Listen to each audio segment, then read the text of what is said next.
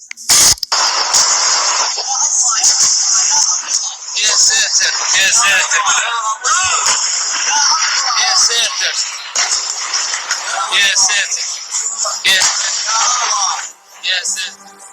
tonight the fighting in the Middle East has taken an ominous turn. Israeli ground forces have now entered Gaza. That's a major escalation. Can you just paint us a picture of how dire the situation is right now? This is what we know so far. There are currently no IDF ground troops inside the Gaza Strip.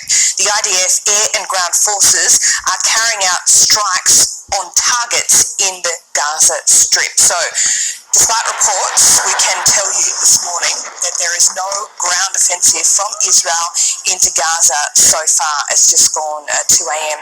in Jerusalem.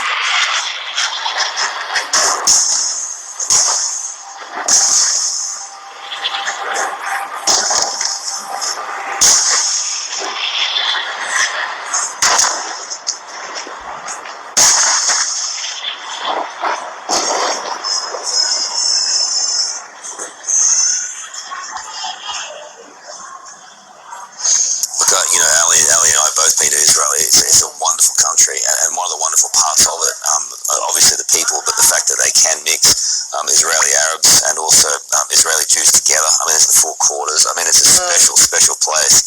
And to have them warring on the streets like that and the gang warfare. But I was there last time that the violence escalated, and it was nothing like this. It was very different. It was rockets and all, but we weren't seeing these ground attacks and assaults. Yeah, it feels like the same movie. It's just slightly different. אזרחי ישראל, אנחנו מתמודדים במערכה עם שתי חזיתות. החזית האחת, עזה. אמרתי שאנחנו נגבה מחיר כבד מאוד מהחמאס ומשאר ארגוני הטרור, ואנחנו עושים זאת ונמשיך לעשות זאת בעוצמה רבה. המילה האחרונה לא נאמרה, והמבצע הזה יימשך ככל שידבר. Tonight, Israeli tanks and armored personnel carriers headed for the border with Gaza as Israeli military officials say they have begun a ground assault into the Palestinian enclave. Despite reports, we can tell you this morning that there is no ground offensive from Israel into Gaza so far. It's just gone 2 a.m.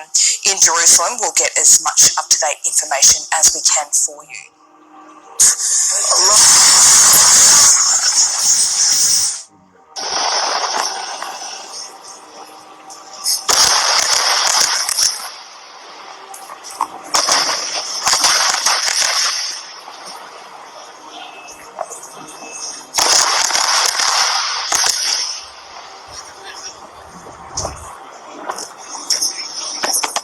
The thing is, we're in sort of a situation where we go through the cycle of warfare every few years. Hamas attacks, Israel reestablishes deterrence, and then we start all over in a little bit. It has been quieter, but we haven't had an all-out ground war since 2014, but there's been several major escalations since then. I've been appalled by the media reporting, but honestly, Melanie, as you well know, this is not new. This happens every time there's a conflict involving Israel.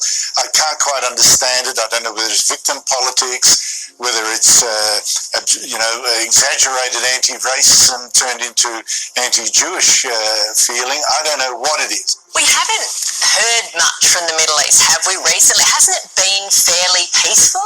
No. No? It's just that we haven't been covering it very much. Right. No, we've had other worries to think about, but it still remains very volatile.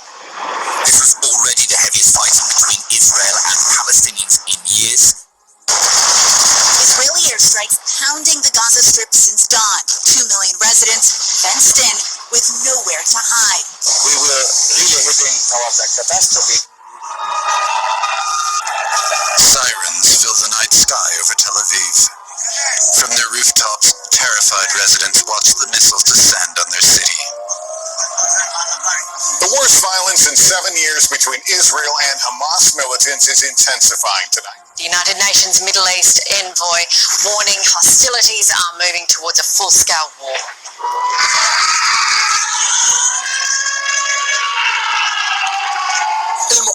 If they want to escalate, the resistance is ready. If they want to stop, the resistance is ready. If they want to move their hand out of Jerusalem, the resistance is ready.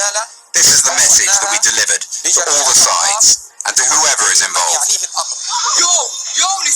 But miles to the north, conflict and the history behind it has spawned something else. This is Bat-Yam near Tel Aviv. Israeli Jews attacking Arabs.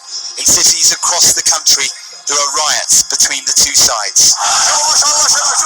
In Lod, between Tel Aviv and Jerusalem, the Arab community were protecting the mosque into the evening.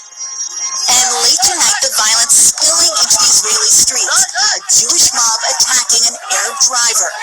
Brutal scenes tonight, and we are seeing those violent mobs on both sides in multiple Israeli cities, and that's what makes this round of violence different and even more alarming. Palestinian Israelis and Jewish Israelis living in close proximity, turning on each other. And closer to Tel Aviv, Palestinian businesses were ransacked.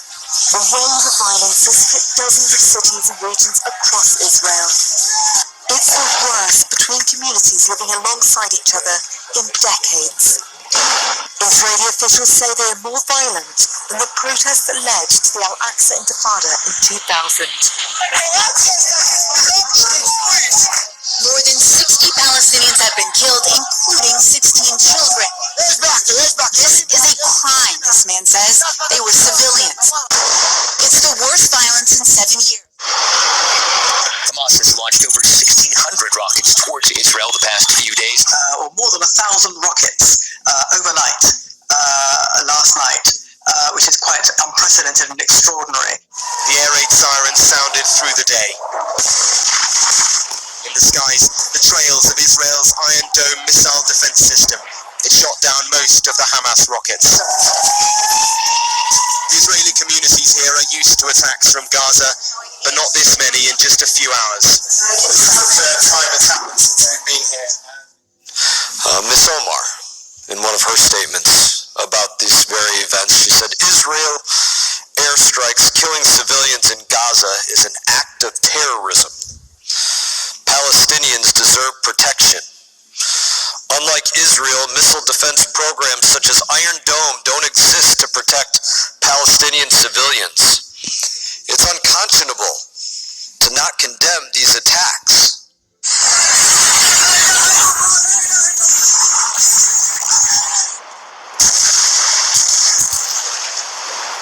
Listen and look at those pictures. You're looking at Israeli missiles exploding in Gaza overnight. And people on both sides of the conflict, I have to say this, are very passionate in the support for their group. Very passionate. But I actually want to look past that, as that's what a lot of people right now are doing today. They're trying to obviously back up the side that they belong on. The deadly fighting follows weeks of near-nightly protests over forced evictions in East Jerusalem. Do you accept what UN organizations, what human rights organizations are saying? You are an occupying power that is violating international law. I can see that you've gathered and put together all the quotes. The point is you and people have to understand and realize, you're not talking and interviewing me in 1967. We're talking about 2021. Sir, I quoted to you quotes from Rupert Colville in May the 7th, 2021, and I have done my research, and I make no apology for it. These need to be addressed. Okay, I understand that. Are you saying to viewers, the UN, UNESCO, Amnesty International, I've got a quote here if you want to hear it, where they say settling civilians in occupied territories violates international humanitarian law and amounts to a war crime. Are you telling viewers the UN, the International Court of Justice, Amnesty International, Human Rights Watch are all wrong and only you are right? I'm saying, no, what I'm saying is that Jerusalem is not... So hang on, so you said no. If they're not wrong, then you admit that you are an occupying power that is violating international law by your intervention. The targets, says the Israeli military, are Hamas and Islamic Jihad leaders and their installations.